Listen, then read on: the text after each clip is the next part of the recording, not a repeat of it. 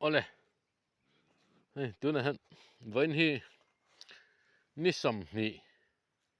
thakhat. January tha. Nisom ni sang ni le som ni paruk. Ani. Nimin nisom pakwa. Thotan ni khang an riak lu ta. Hey. Azana zanin juk zar ve le len khang pakhat le ngakwai. Kan kama hi ok le ta hlau mai ni alo mom khop mai hi alian zo kan ya ke tian pumbuk te la ke ni tin karinga hai kan khai po hian ke ji ni shooting tur ngai hai ke ji khat vel tur ngai ta a chuan he ta hian pakhat om le ta hi ka tuai vir hi ka tong khat ai na se ni alian zo khi ka ban atling deuh thol mo ka kut mor tanga ka ko ki thleng ai na sei jok hi chu ni an lom khop mai ti tiat kut jung te tiat vel in hi kan ok ani hi an lom lutuk lom khop mai ka lom ti bak chu soi thei om lo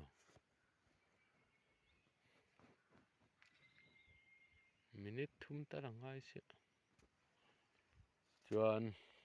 hi tan sangate ka ok boka hai an phot ve reng hai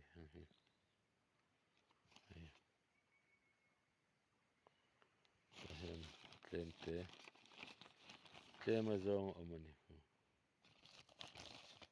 long thei lo ni ha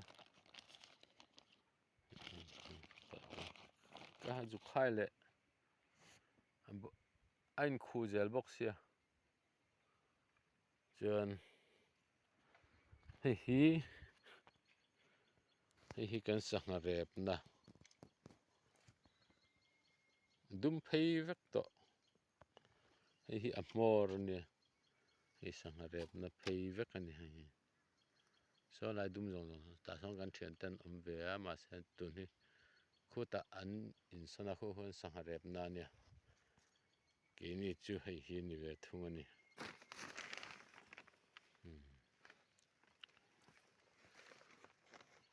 khulai khon hu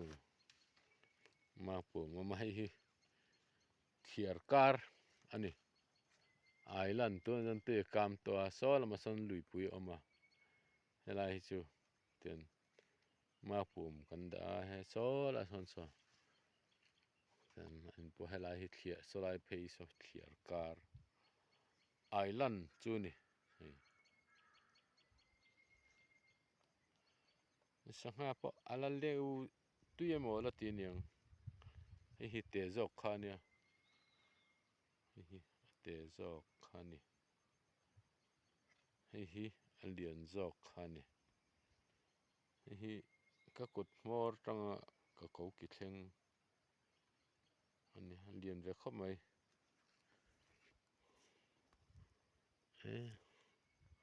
hi a om hi in ka ko jung tang pahni bok velin kamer phalawa hi chu azaw vel kamer amit mu polian thake ko khop tu ya chuan kan man hne lo viawang le du tok ri phatang